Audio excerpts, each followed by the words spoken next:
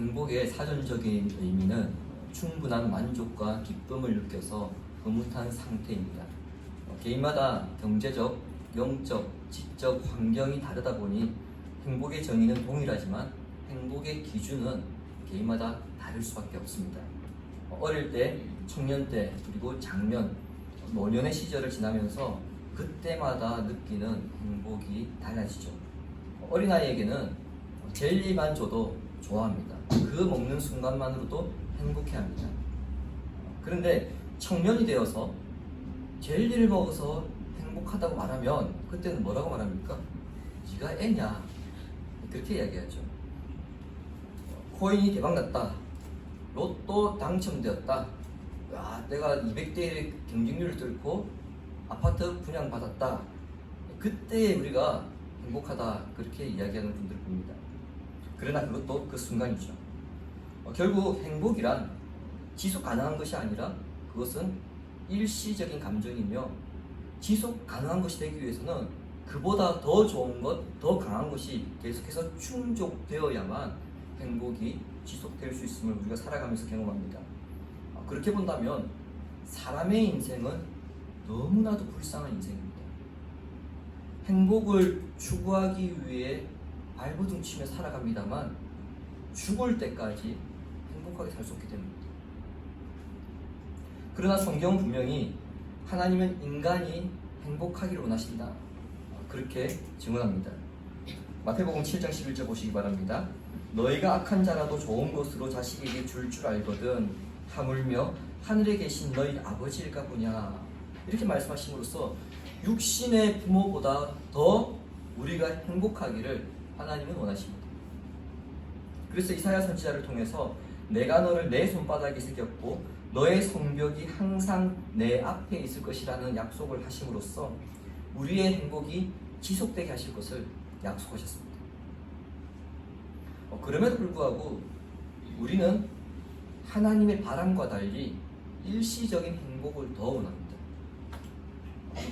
우리의 문제일까요? 아니면 하나님의 문제일까요? 답은 간단합니다.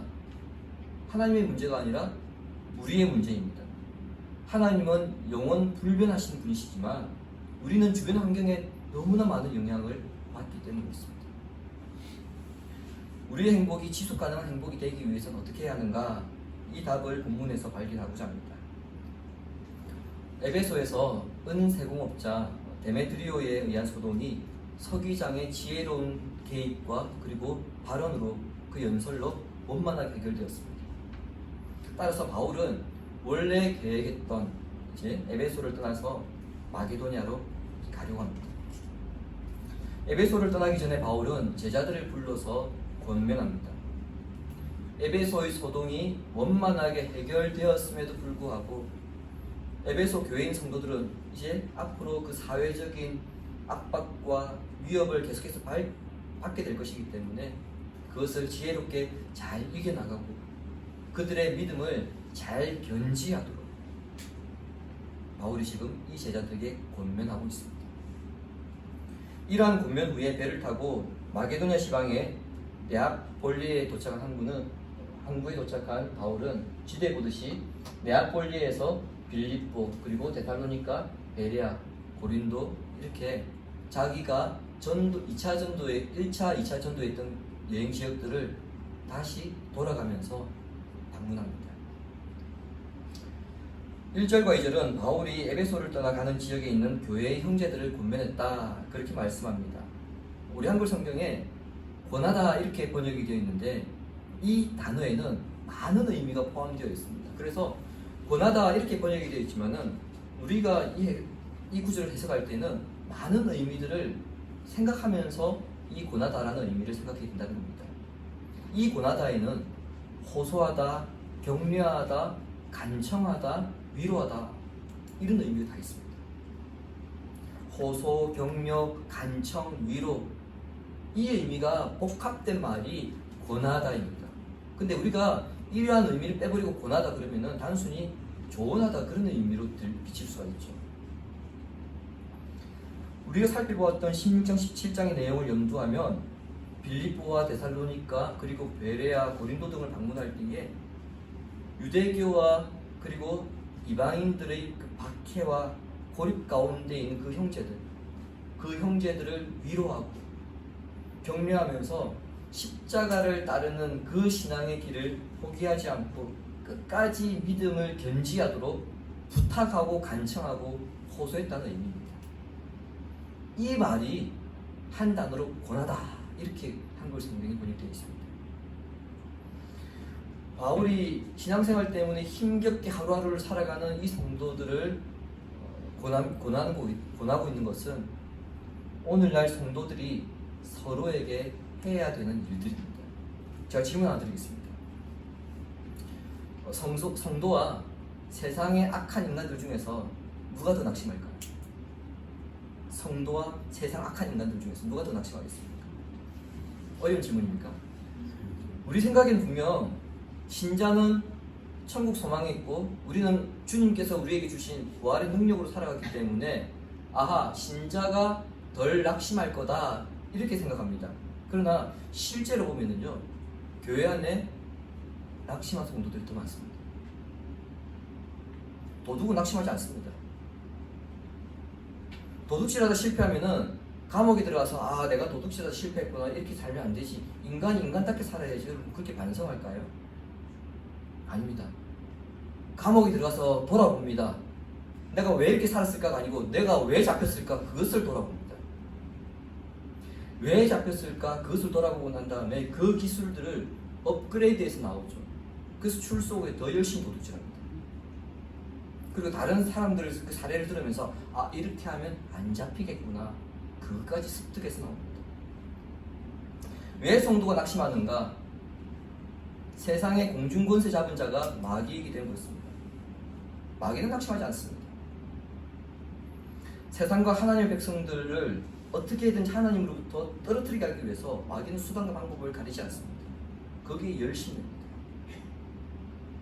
그 세상 안에 신자들이 살아가고 있기 때문에 마귀는 신자들을 집요하게 공격합니다. 먹고 사는 문제로 건강, 인간관계, 사회 갈등과 같은 이런 문제들을 계속해서 접하게 함으로써 신자들을 실망하게 하고 낙심하게 하고 그들의 삶을 위축시킵니다.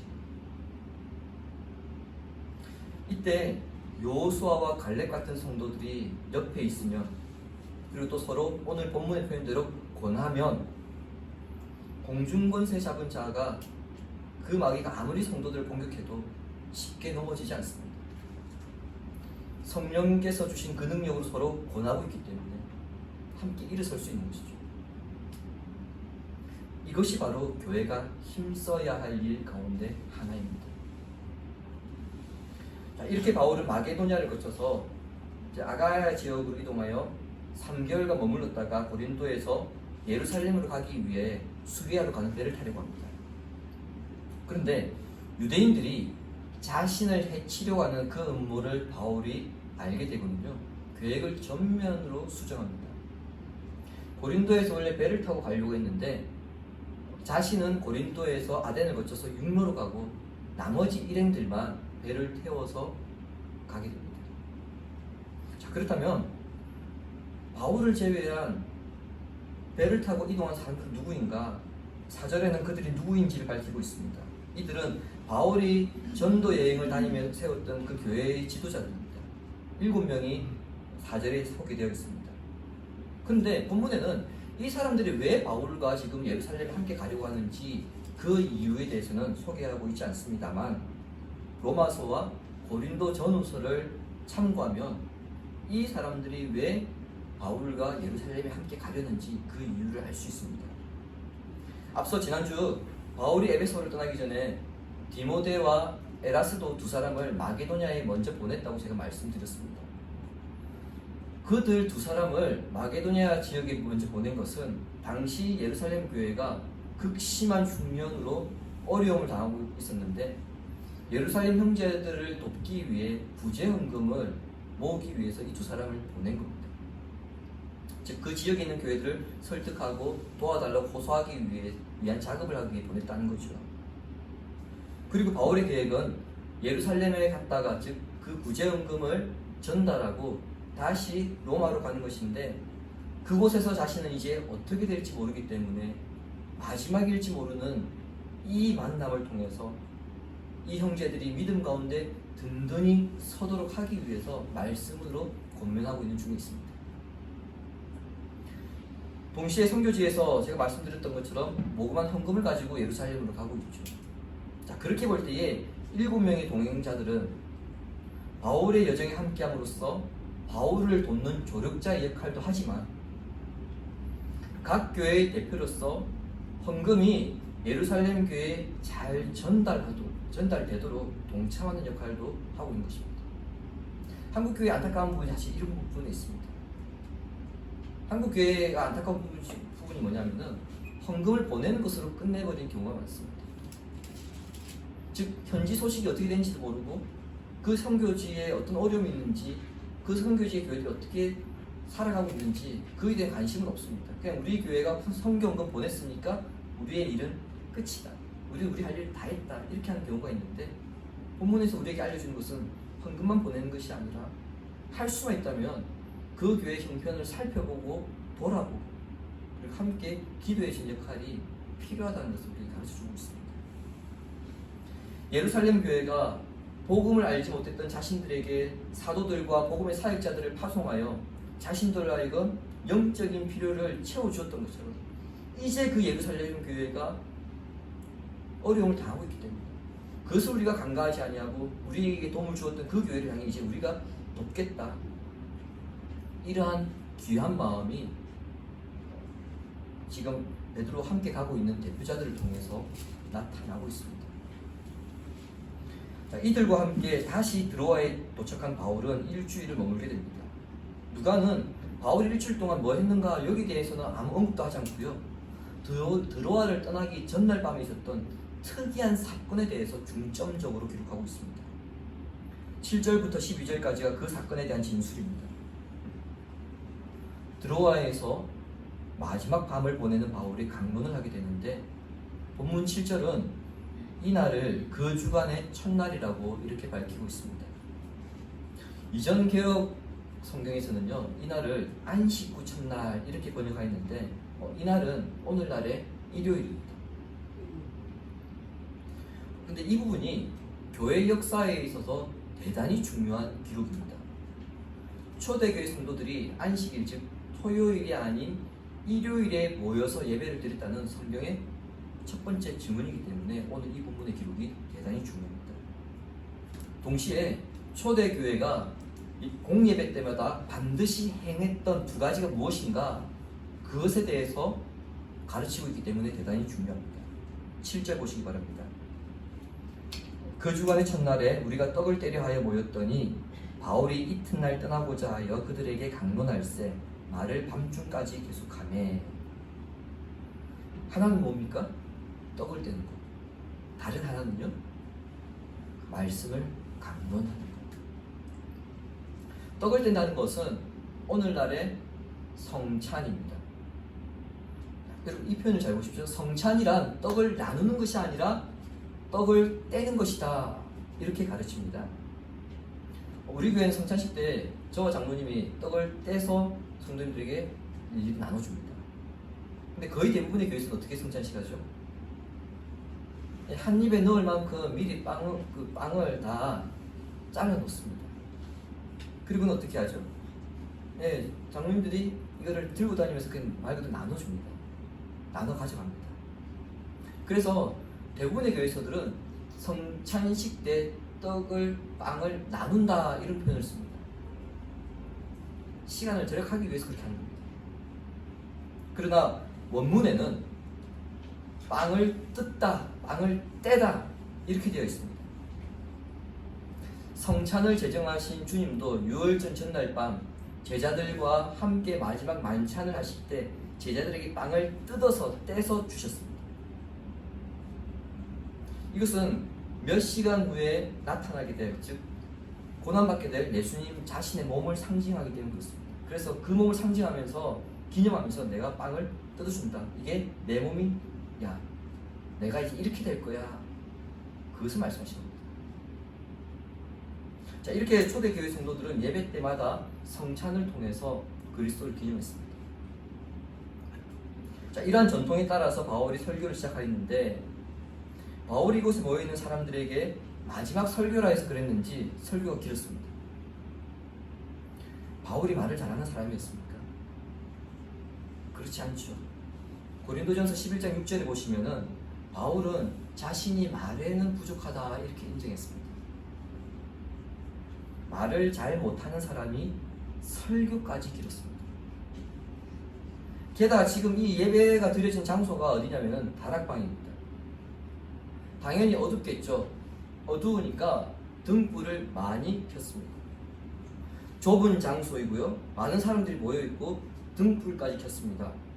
공기가 탁하겠죠. 여기서 끝이 아닙니다. 초대교회 당시에는 오늘처럼 일요일을 국경일로 지정한 것이 아니었습니다. 공휴일로 지정한 것이 아니었습니다. 또한 교회를 이루고 있는 성도들의 대부분의 신분이 피지배 계급입니다. 즉 종노예가 많다는 얘기죠. 일요일 하루 종일 일하고 주인 저녁까지 다 챙겨서 먹인 후에 주인 쉴 때 그때 모여서 이제 예배를 드리는 사람들입니다. 당연히 육체적으로 굉장히 지쳐있는 상황입니다. 자, 이런 상황에서 설교를 들으면 어떻게 되겠습니까? 졸리는 게 당연합니다. 이때 창문에 걸터앉아 있던 유두고가 떨어져서 죽는 사건이 발생합니다. 이 대목에서 유두고가 설교에 집중 못해서 죽었다. 그러게 하나님 말씀을 왜 경홀히 여기냐. 그러니까 벌받지. 이렇게 말씀하는 분들을 본 적이 있거든요. 그러나 본문 구절은 결코 유두고의 잘못이 아니라고 성경은 증언합니다. 9절 보십시오.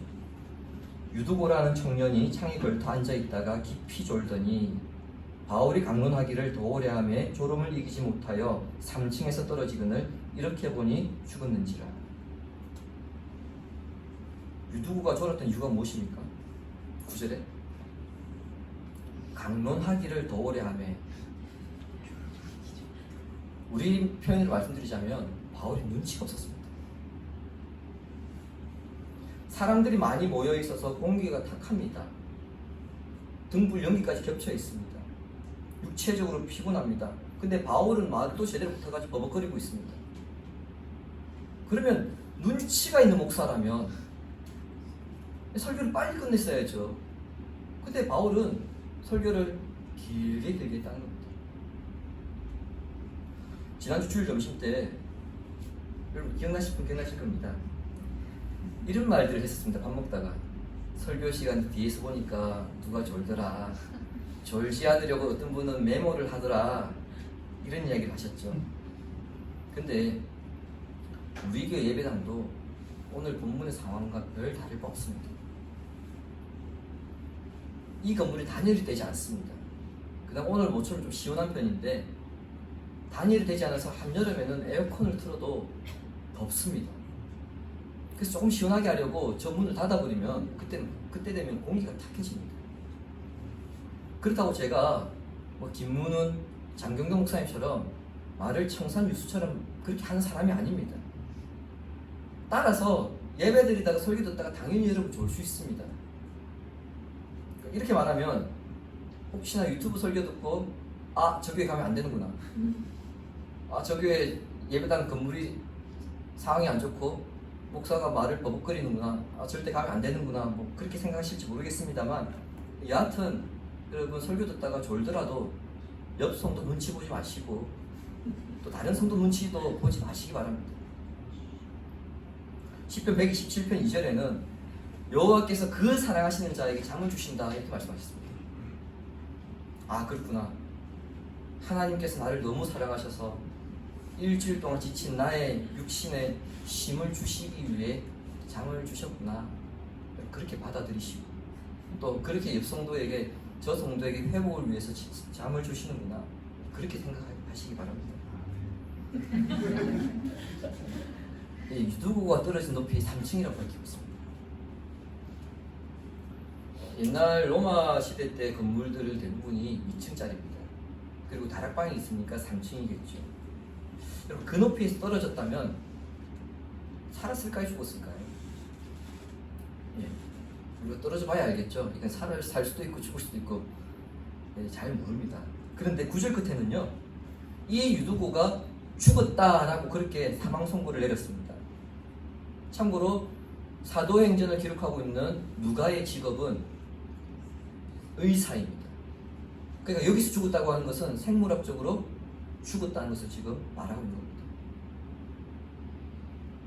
유두고가 떨어지자 바울이 즉각 설교를 중단합니다. 그리고 내려가서 죽은 유두고의 몸 위에 엎드리며 시체를 일으키면서 유두고를 살려냅니다. 누가가 지금 이 대목에 강조점을 두고 있음을 여러분 보셔야 합니다. 도대체 누가는 이 장면을 통해서 무엇을 드러내고 싶은가, 강조하고 싶은가? 누가가 성경을 두 권을 기록합니다. 누가복음과 사도행전. 그런데 누가복음과 사도행전은 죽은 자가 살아난 사건이 총 4번 기록되어 있습니다. 상녀로 매여서 매장지로 나가던 나인성 과부의 젊은 아들을 예수님이 살리신 사건, 그리고 회당장 야이로의 12살 된 외동딸을 예수님이 살리신 사건이 누가복음에 있고요. 사도행전에는 베드로가 욥바에서 죽은 과부를 살린 사건이 기록되어 있고, 그리고 오늘 본문 바울이 유두고를 살린 사건, 이렇게 총 4번이 기록되어 있습니다. 누가는 이 사건들 가운데에 예수님이 사람을 살린 2가지 사건과 오늘 본문의 사건을 연결하면서 이 사건의 의미를 드러내고 있습니다. 나인성 과부의 아들이 살아난 사건과의 연결은 살아난 사람들이 모두 청년이었다는 점이고요. 살리는 과정에서 신체적인 접촉이 있었다는 점이고, 살아난 후에 그 살아난 사람들의 반응을 기록하고 있다는 점입니다. 그리고 야이로의 딸이 살아난 사건과 연결점은 죽음이 잠과 관련되어 있고요. 그 다음에 죽은 후에 시간이 많이 경과되지 않았다는 점. 그리고 마지막으로 죽음에 대한 슬픈 반응이 소개되어 있다는 점입니다. 결국 누가는 예수님이 사람을 살리신 2 사건과 오늘 본문 사건을 연결함으로써 예수님은 우리 눈에 보이지 않지만 예수님의 능력은 사도 바울을 통해서 지금도 우리에게 나타나고 있다. 즉 예수님의 능력은 예수와 연합하는 자에게 지금도 나타나고 있다. 이것을 드러내고 있습니다. 더욱이 이 일이 일어난 곳이 어디입니까? 예수님을 기념하는 떡을 떼었던 그 자리에서 일어난 일이었기 때문에 예수님과 연합된 신자의 죽음은 끝이 아닐 뿐더러 주님과 연합한 삶은 모든 슬픔과 삶의 문제들을 능히 이기게 하는 원동력이 된다는 것을 누가는 본문을 통해서 우리에게 가르치고 있습니다. 주님이 사랑하시는 교우 여러분, 유두고 이 이름의 뜻은 운이 좋다, 행복하다라는 뜻입니다. 9절과 12절에서 유두고를 청년으로 소개하고 있지만 12절에서 말하는 청년의 헬라어 단어는요, 종입니다. 그럼 우리는 유두고의 직업이 뭔지 알 수 있습니다. 이 사람의 직업은 무엇입니까? 종입니다. 어느 집안의 노예입니다. 피곤한 몸을 겨우 이끌고 예배의 자리로 나왔더니 잠이 쏟아집니다. 졸음을 이겨내려고 발버둥 쳤습니다만 결국 졸다가 떨어져서 죽게 된 이 청년, 여러분, 이 청년이 그의 이름처럼 행복하다고 느껴지십니까?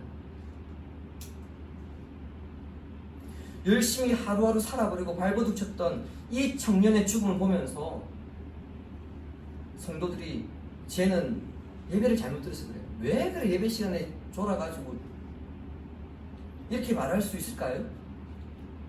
저는 아니라고 봅니다. 그 성도들이 이 유두고를 굉장히 매우 불쌍하게 봤습니다. 그 예배에 참석했던 사람들은 유두고의 죽음을 보면서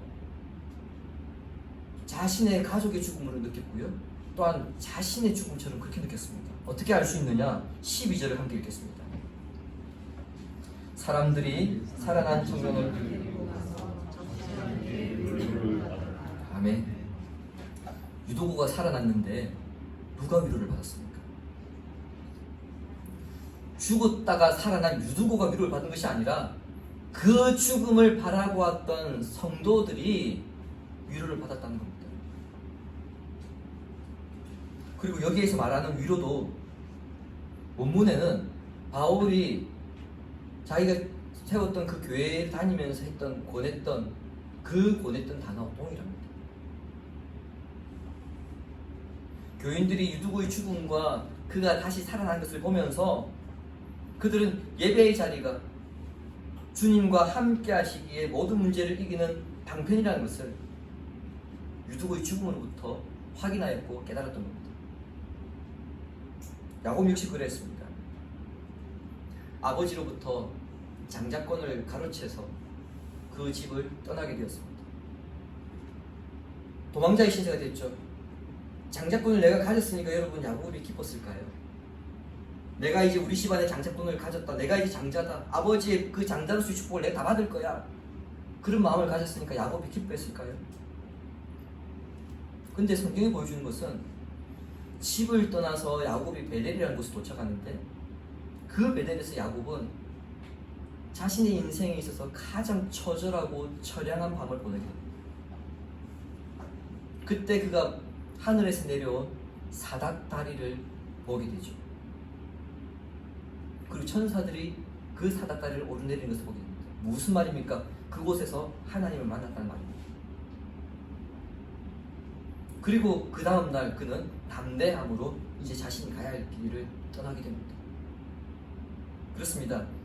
십자가에서 죽으셨다가 다시 살아나신 예수님과 연합한 신자가 가장 행복하고 복된 사람이라는 것을 성경은 우리에게 증언하고 있는 겁니다. 그래서 시편 기자는 하나님께 가까이 함이 내게 복이라. 내가 주 여호와를 나의 피난처로 삼아 주의 모든 행적을 전파하리이다. 이렇게 고백했던 겁니다. 여러분, 이것이 행복의 비결입니다. 하나님과 만나고 주님과 연합하는 예배의 자리에 있는 사람은 모든 문제보다 더 해결할 수 없는 죽음을 이기는 그 부활의 능력을 소유하기 때문에 자신이 어떤 문제를 만나더라도 그 문제를 이길 힘을 소유하기 때문에 하나님으로부터 위로를 받을 수 있고 또 그 능력을 소유할 수 있기 때문에 행복하다는 것입니다. 유두고처럼 야곱처럼 절망의 나락으로 우리가 떨어질 때가 분명히 있습니다. 나락까지는 아니라 하더라도 불안함으로 우리 살아갈 때가 있을 것이고 뭔가 계획했던 대로 일이 이루어지지 않아서 도무지 해결될 기미가 보이지 않으므로 답답함으로 우리 인생을 살아가야 할 때가 분명히 오게 되고요. 그때 우리가 직면하게 될 때가 있습니다. 그때 내가 예배의 자리에서 부활하신 주님과 연합하고 있는가 그것을 확인해야 합니다. 예배의 자리에서 주님과 연합함으로써 모든 문제를 이겨낼 수 있는 부활의 능력을 소유하시고 그리하여 주님 부르시는 날까지 행복을 누리며 살아가는 성도가 되기를 성부와 성자와 성령의 이름으로 축원합니다. 아멘.